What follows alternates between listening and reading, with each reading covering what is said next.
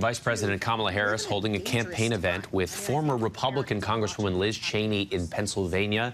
We heard the former Congresswoman talking about how she spoke with her sons about the January 6th attack on the Capitol, saying that played a role in her support for someone that would have been a person that she's been ideologically opposed with historically. And at the same time as this campaign event, we have a similar event playing out very differently with the Trump campaign. The former president speaking in North Carolina, where residents are picking up the pieces after Hurricane Helene.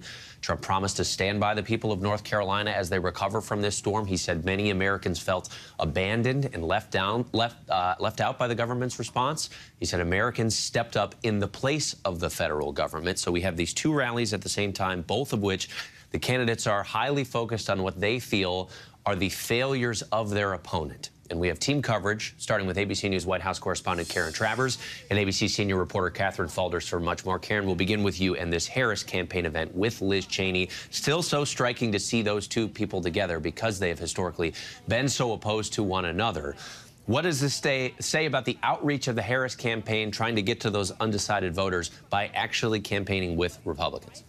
You know, Liz Cheney, of course, has been a fierce critic of Donald Trump, Trevor, and she was a part of the January 6th committee that investigated the attack on the Capitol. And you heard her there talking about being faithful to the Constitution, saying that this is driving her support for Vice President Harris. This is the second time we've seen them appear together at a campaign event. And this is as much about talking about Vice President Harris as it is, of course, about criticizing Donald Trump. And Liz Cheney saying there, listen to what he says. They don't have to subjectively say what they think he would do. He is saying what he would do if he was given a second term in office. They are going to Pennsylvania today. That's where they are right now, in the suburbs of Philadelphia, a very critical part of that battleground state. And then later traveling to Michigan and Wisconsin, also trying to reach out to independents and Republicans. Essentially that message that you mentioned there, that you may not agree with Vice President Harris on many issues or any issues, but on this fundamental one, faithfulness to the Constitution, upholding the rule of law,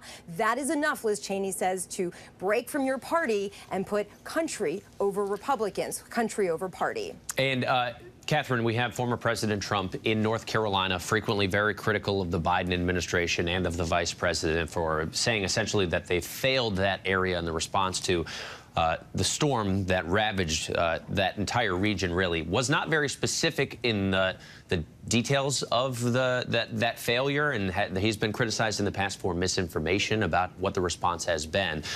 Can you walk through what it is Trump is trying to criticize them for, or at least the strategy there? Trump and his allies have previously pushed. It appears that a lot of Republicans know that that isn't true as it relates to FEMA and their efforts on the ground with the hurricanes. But of course, he's in North Carolina, a battleground state where the polls are close. He did, as you note, Trevor, start off those remarks in North Carolina by beginning to slam the job of the White House, saying the federal government wasn't assisting. We know that that's not true. FEMA was on the ground after these hurricanes, but he's using this as a way to, even though he's not fully, I don't believe yet he's fully, I see him still speaking there, fully going into all of those misinformation comments that he and his allies have previously made. He's using this as a way to slam the Biden-Harris administration in their response to the hurricanes, of course, without any facts, frankly. So we'll continue to listen to him and see what he says about it. But again, not anything surprising from the former president. Yeah, Karen, Trump promised to build back essentially every inch that was damaged in this storm. What is the latest, though, in the immediate of the federal response to this disaster in North Carolina? The FEMA administrator, Deanne Criswell, is in North Carolina, still on the ground, trying to coordinate the federal efforts down there, which, of course, is quite immense. She said that the road to rebuilding is, quote, well underway, and that they're starting to see real progress in some of those hard-hit communities. Criswell was highlighting the fact that $300 million in total has already been given out to people across the state of North Carolina. $189 million of that was just for debris removal. $130 million, Trevor, has gone directly to people people for immediate assistance for what they need. Another thing the administration announced just yesterday, though, was this community liaisons program, where they're going to work with those impacted communities and have people that can go between FEMA and everyday Americans. So if you have concerns and you think that your needs are not being met, these community liaisons are going to be down there to help you work with the federal government and help to see that your needs are met. And Catherine, while we have you, let's just take a step back and think big picture here. 15 days to go until Election Day, neck-and-neck race. What's going to be crucial for both of these candidates in the final push? Yeah, it appears, according to all of the polling, that this race is going to come down to, frankly, a very small group of voters. I think you will see, obviously, Trump and Harris continue to campaign in these battleground states along with their running mates.